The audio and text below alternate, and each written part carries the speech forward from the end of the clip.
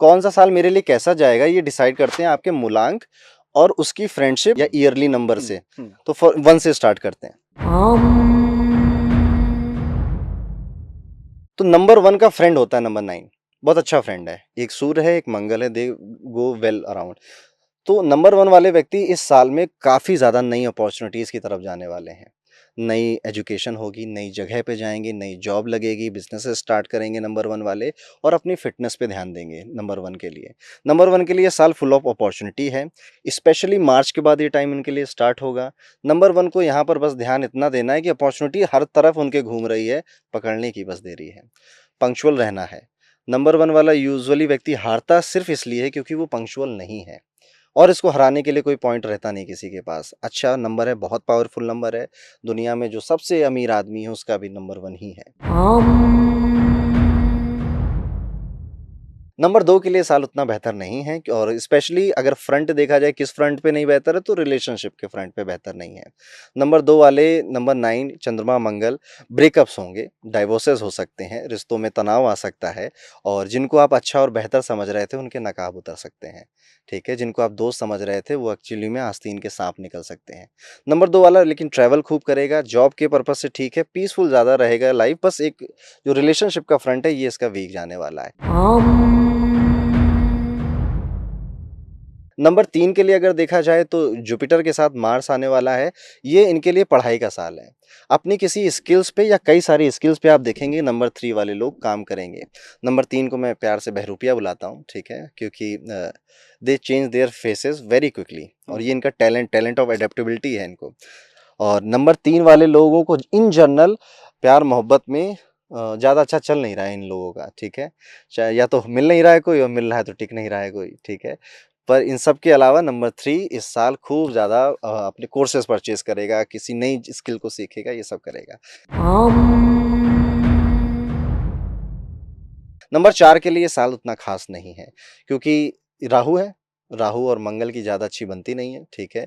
क्योंकि मंगल डिसिप्लिन में चलने वाला, रूल्स एंड रेगुलेशन से चलने वाला प्लैनेट है और राहु रंगीला प्लैनेट है कि जो ठीक लगेगा वो करूँगा मैं और जो रूल्स एंड रेगुलेशन है उसे तो ज़रूर तोड़ूँगा, ठीक है? तो दोनों की जो खास बनती नहीं है। तो 9 एंड 4 वालों को ज़्यादातर ध्यान देना है गाड़ी चलाते समय, ठीक है? ज़्यादा तेज़ गाड़ी मत चलाइए, रोड रैश मत करिए। आपको लोहे से चोट लग सकती है, आपको कोई बीपी का प्रॉब्लम डायग्नोज़ हो सकता है आपके लिए और आप पाएँगे कि इस पूरे साल में ऑल वर्क नो फन, सिर्फ़ काम, काम, काम, पर मज़े करने के, छुट्टी बिताने का समय बहुत कम मिल रहा है आपको। नंबर 5 और नंबर 9 बुध और मरकुरी बहुत अच्छा नहीं है, न्यूट्रल कह सकता हूँ मैं इसको, इनके लिए ये साल जाएगा और यहाँ पर इनको किसी एक चीज़ पे फ़ोकस करना है। अगर ये मल्टीपल चीज़ों में हाथ डालेंगे नंबर 5 मूलांक 5 वाले लोग तो नहीं चलेगी इनकी बात, ठीक है?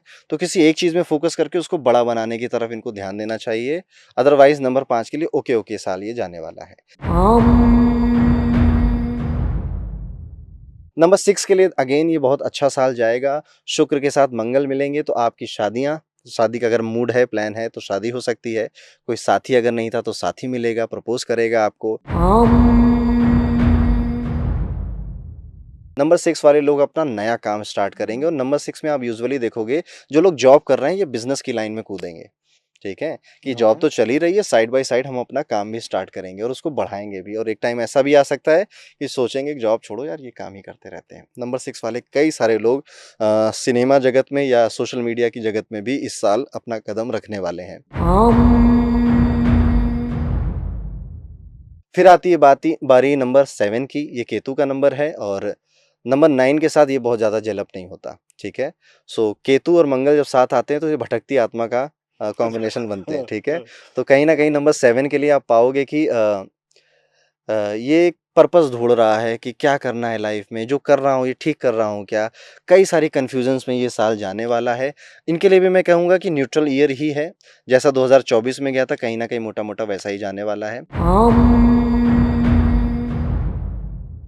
नंबर 8 के लिए भी ये साल न्यूट्रल ही है। नंबर 8 ने जैसा मेहनत 2024 में की थी, उसके रिज़ल्ट उसको 2025 में ज़्यादा बेहतर तरीके से नज़र आएँगे। शनि के साथ जब मंगल आता है तो प्रॉपर्टी का योग बनाता है, ठीक है?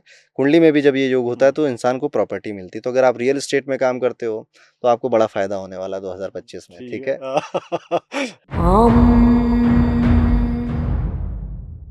उसके बाद लास्ट है कि अगर आपका मूलांक 9 है, आप किसी भी महीने की 9, 18 या 27 तारीख को पैदा हुए हैं, 9 के साथ 9 आ गया तो ये ओके नंबर है।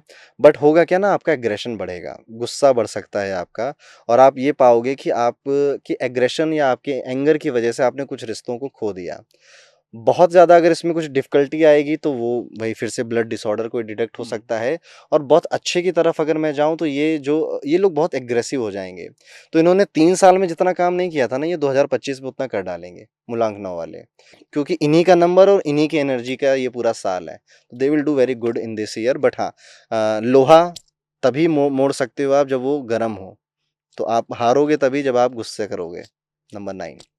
फ़िटनेस पे ध्यान नंबर 9 वाले यूजुअली देते ही रहते हैं अपनी, तो अगर अभी तक नहीं दे रहे तो इस साल ज़रूर देंगे।